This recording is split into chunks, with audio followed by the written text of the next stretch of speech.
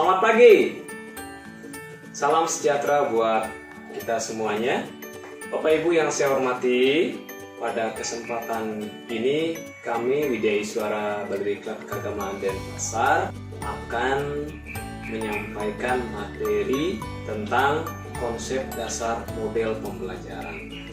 Berbicara tentang model pembelajaran, kiranya ini bukanlah sesuatu hal yang asing bagi Bapak Ibu, karena pastinya Bapak Ibu sudah menerapkan model-model pembelajaran ini dalam kegiatan pembelajaran sehingga apa yang jadi tujuan pembelajaran bisa tercapai. Yang ada dalam pikiran Bapak Ibu, pastinya model ini adalah sebuah bentuk ataupun pola pembelajaran yang bisa kita gunakan atau bisa Bapak Ibu gunakan nanti di dalam merencanakan kegiatan pembelajaran sehingga apa yang menjadi goal pembelajaran kita itu bisa tercapai.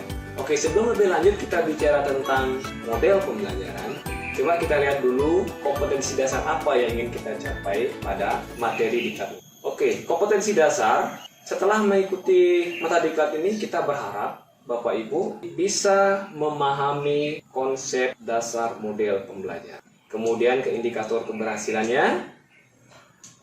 Yang pertama kita berharap Bapak Ibu bisa nanti menjelaskan pengertian model pembelajaran. Kemudian yang kedua, Bapak Ibu bisa menjelaskan prinsip-prinsip pembelajaran yang menjadi poin penting kita nanti di dalam memunculkan kegiatan pembelajaran yang tertuang di dalam langkah-langkah model pembelajaran yang akan kita pilih. Baiklah Bapak Ibu, kita lanjut sekarang ke pembelajaran. Jika kita berbicara tentang model pembelajaran, maka kita tidak akan bisa terlepas berbicara dari istilah ini, yaitu pembelajaran.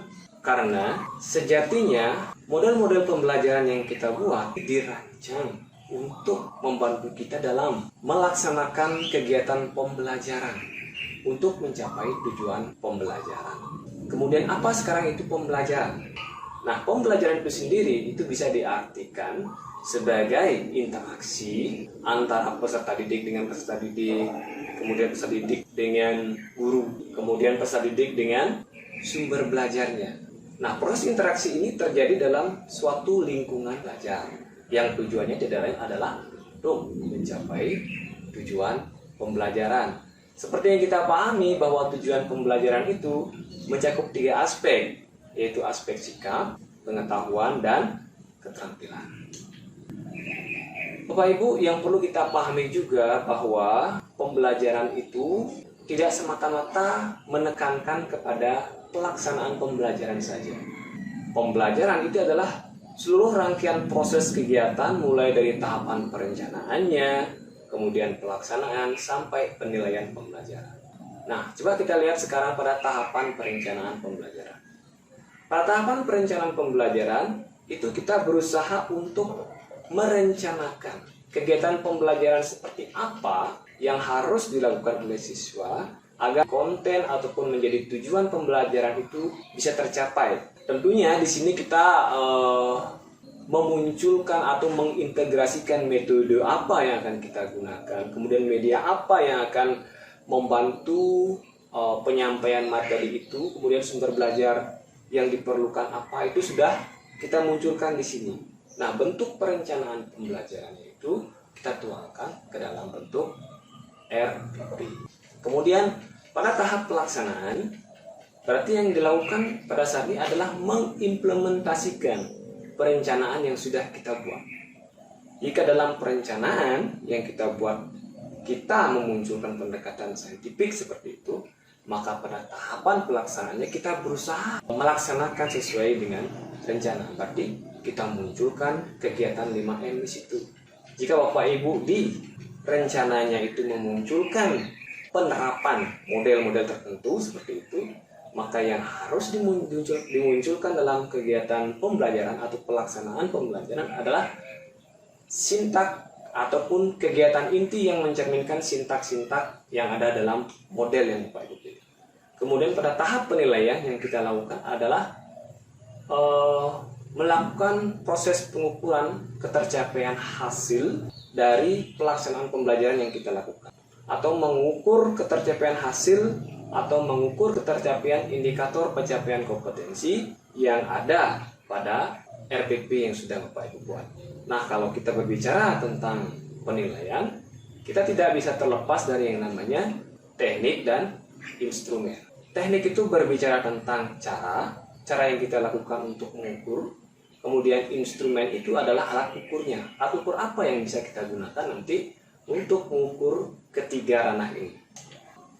Untuk efektifnya pembelajaran, maka sangat penting kita itu untuk memahami dan menerapkan prinsip-prinsip pembelajaran. Nah, tujuan dari kita memahami prinsip-prinsip pembelajaran ini adalah untuk mencapai hasil belajar yang lebih maksimal. Nah, ada pun beberapa prinsip-prinsip pembelajaran itu, diantaranya adalah yang pertama, peserta didik difasilitasi untuk mencari tahu, bukan diberitahu. Ya, artinya tugas kita adalah memfasilitasi mereka dengan memberikan semacam stimulus, kemudian kita pandu supaya mereka itu aktif mencari sendiri informasi yang belum diketahuinya. Yang kedua, prinsipnya adalah menggunakan berbagai sumber belajar. Sekarang tidak ada batasan, Bapak Ibu, siswa harus menggunakan sumber belajar yang berasal dari buku pegangan siswa saja. Sekarang sumber belajar sudah banyak seperti itu. Siswa bisa mencari informasi dari buku, bisa mencari informasi dari internet, ataupun bisa menanyakan langsung ke orang-orang yang dianggap kompeten atau memiliki kemampuan untuk memberikan informasi. Kemudian proses pembelajaran menggunakan pendekatan saintifik. Jadi berdasarkan cara pandang ya, bahwa semestinya pembelajaran itu dilakukan dengan cara melibatkan siswa dalam kegiatan pembelajaran sehingga siswa mendapatkan pengalaman belajar yang utuh. Nah, pengalaman belajar ini bisa didapatkan melalui kegiatan 5M. Pembelajaran berbasis kompetensi. Nah, pembelajaran sekarang tidak semata-mata ditujukan untuk meningkat kompetensi pada aspek kognitif saja.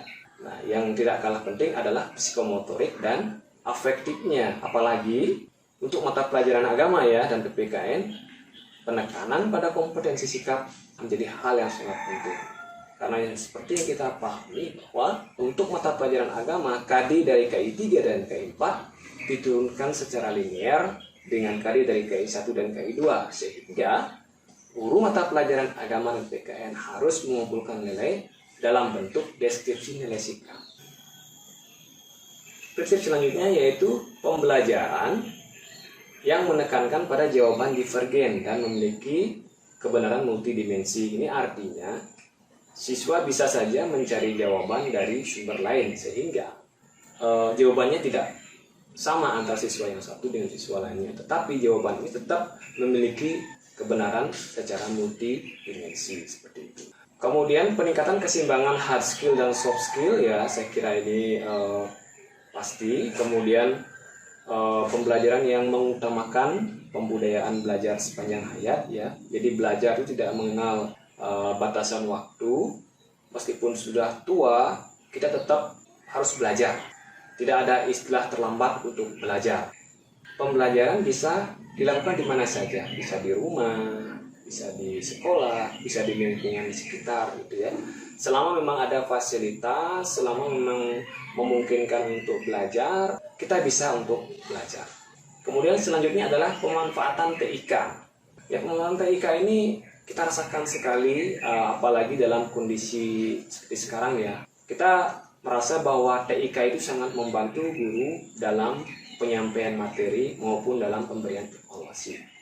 Siswa pun akan tetap terlayani dengan adanya kondisi seperti ini dan tidak mengurangi sisi efektivitas maupun efisiensi. Kemudian pengakuan adanya perbedaan individual dan latar belakang budaya peserta didik. Nah, yang ini yang harus kita pahami Bapak Ibu, bahwa ketika kita mau mendesain sebuah kegiatan pembelajaran, perlu ini menjadi bahan pertimbangan karena sejatinya peserta didik kita itu berbeda. Artinya berbedanya banyak ini ya. Yang pertama, berbeda akademisnya. Ada siswa kita yang memiliki akademis yang bagus, yang sedang, dan ada yang kurang. Kemudian kita lihat dari perbedaan fisik juga.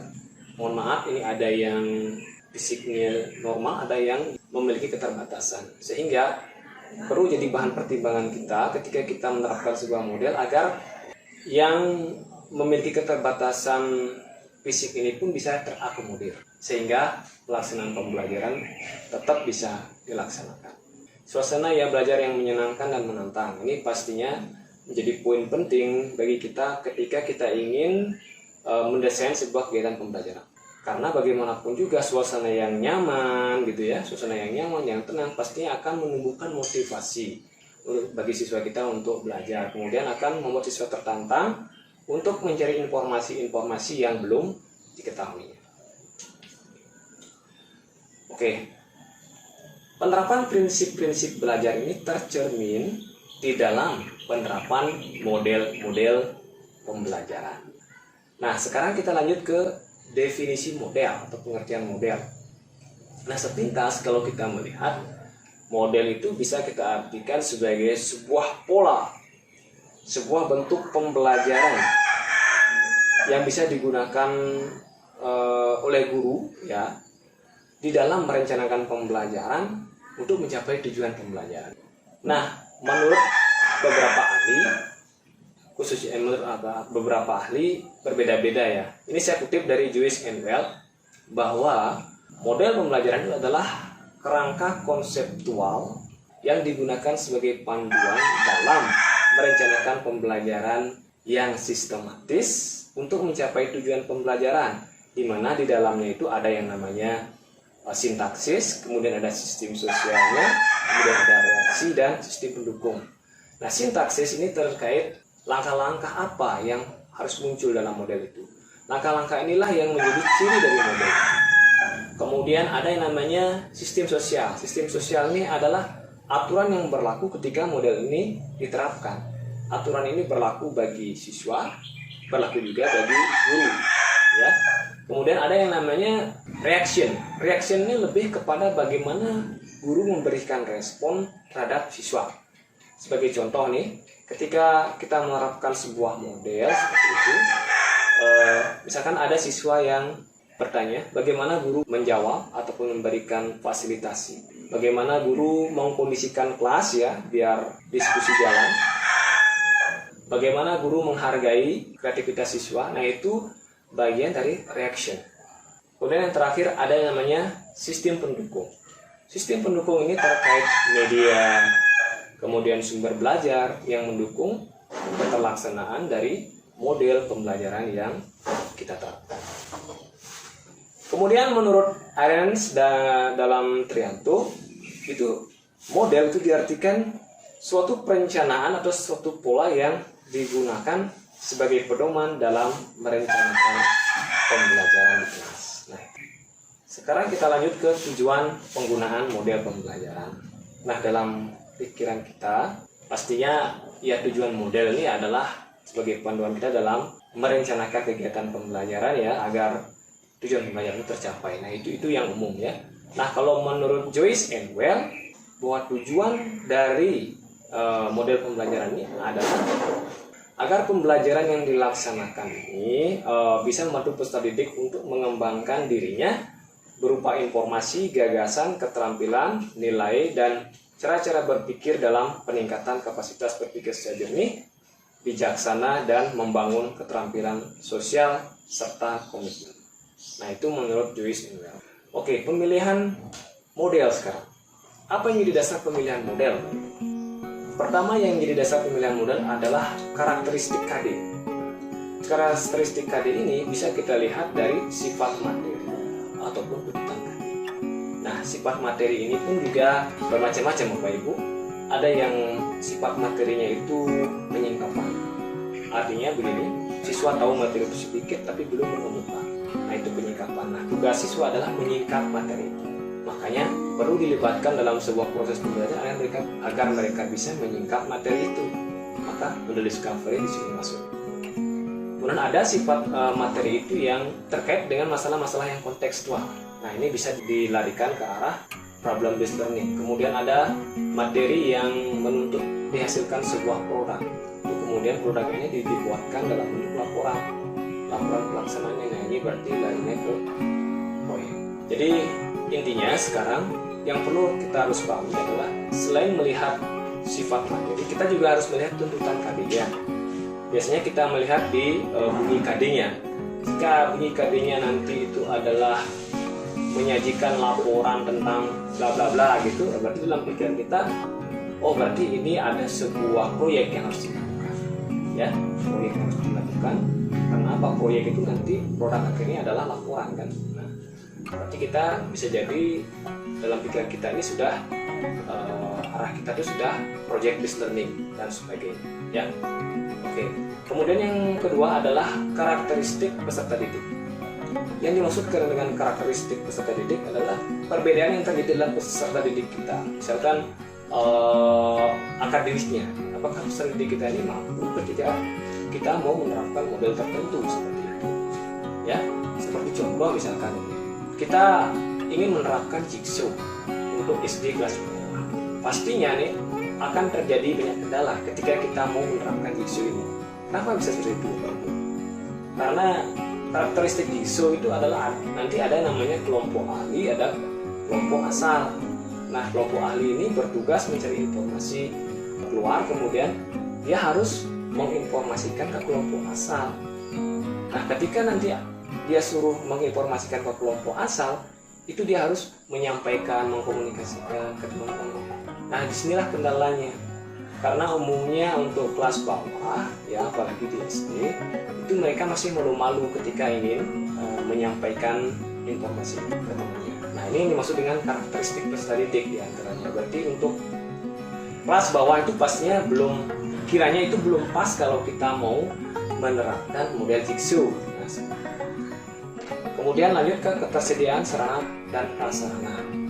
Agar model ini bisa terlaksana dengan baik, maka sudah pasti dibutuhkan media dan sarana pendukung lainnya termasuk sumber belajarnya.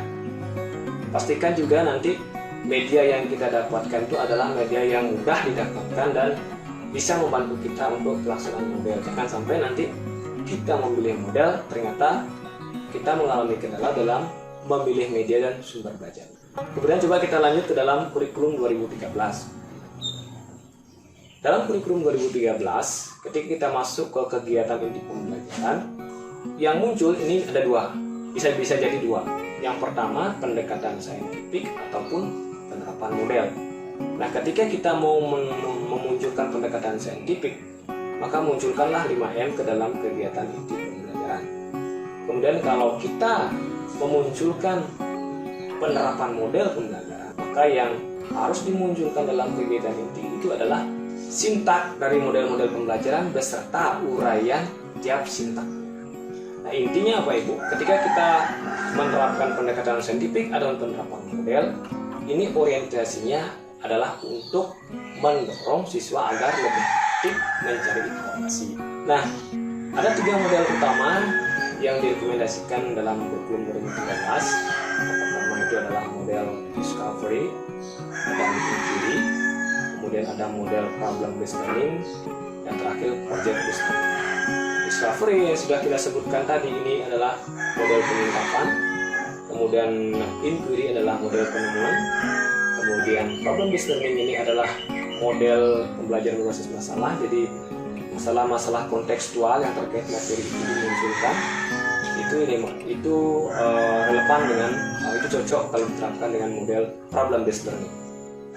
Kemudian terakhir adalah project based learning. Jadi project based learning ini adalah model pembelajaran yang cocok untuk materi yang menuntut adanya sebuah produk yang dihasilkan dan dari produk ini dibuatkan laporan. Biasanya ini memerlukan waktu yang relatif lebih lama. Seperti itu. Baiklah Bapak Ibu, kurang lebih itu materi yang kami sampaikan terkait konsep dasar model pembelajaran. Tetap semangat, selamat pagi.